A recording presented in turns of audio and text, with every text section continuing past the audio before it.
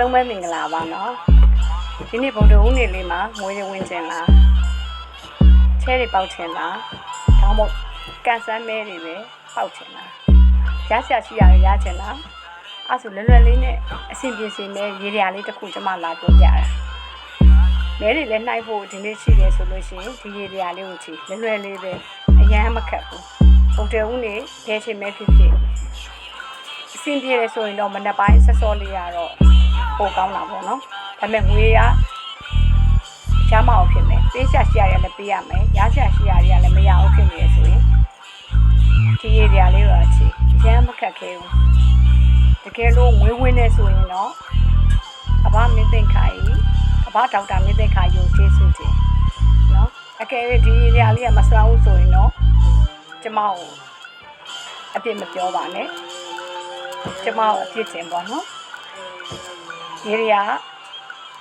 လွယ်လေးဘာလို့အောင်မလဲဆိုဒီနေ့ဗုဒ္ဓဦးနေ့မှာငွေရပါစေကိုလိုချင်တဲ့ငွေတွေအမောင်းပေါ့နော်ကိုက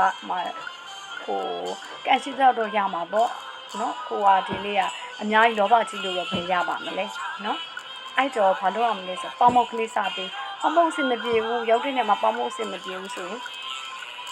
မြေပဲရတယ်နော်ပဲမုံရတယ်စတာပရင်းနဲ့ပတ်သက်တဲ့ဟာလေးတွေရတယ်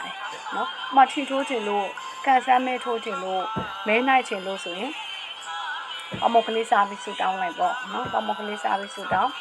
တခုခုမှာကိုယ်လာပေးမဲ့လူကဒီနေ့ချိန်ထားဒီနေ့လာပေးရမယ်ကိစ္စကိုလာမပေးဘူးဆိုရင်ဘယ်သူရှိရပတ်စံရပါစီတော့နော်ပေါမုတ်ကလေးစားပြီးဆူတောင်းလိုက်ဒါမှမနေ့ပိုင်းချင်းပြေတယ်ဆိုလို့ရှိရင်တော့တိတိကျကျလုပ်မယ်ဆိုရင်တော့ဗုဒ္ဓဦးနေ့မနေ့6နာရီရနေပြီးတော့စပြီးတော့လုပ်လို့ရတယ်နော်6နာရီလုပ်လို့ရတယ်ကဲအဲ့တော့ဒီတက်မကထူးထူးခြားခြားလေးနဲ့ငွေဝင်ခြင်းလဲဆိုလို့ရှိရင်တော့ဘာလို့ရမလဲပေါမုတ်ပဲမုတ်ပေါက်နော်ပဲမျိုးမျိုးအဲ့ဒါကိုဖျောက်ကတ်မှာပေါ့ကျမတို့ကနော်ကိုဖျောက်ကတ်မယ်ပြီးစုပြီးတော့စားလိုက်ရတယ်နော်ကိုလက်လာပါရဝင်မှုအတွက်လဲဆူတောင်းမယ်ပဲမျိုးပေါမုတ်မျိုး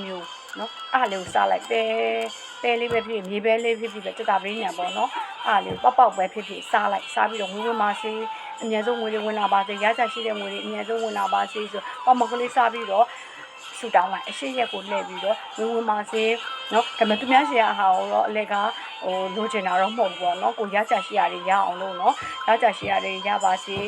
ပေါ့နော်ငါချက်ထိုးခြင်းနဲ့နှလုံးထိုးခြင်းနဲ့ထီထိုးခြင်းနဲ့ဆိုလို့ရှိရင်ထီပေါက်ပါစေဆိုပြီးတော့ဆူတောင်းလိုက်နော်ကျေးဇူးတင်မယ်ဆိုရင်အဘဒေါက်တာမင်းသိက္ခာရဲ့ရေးစရာဖြစ်တဲ့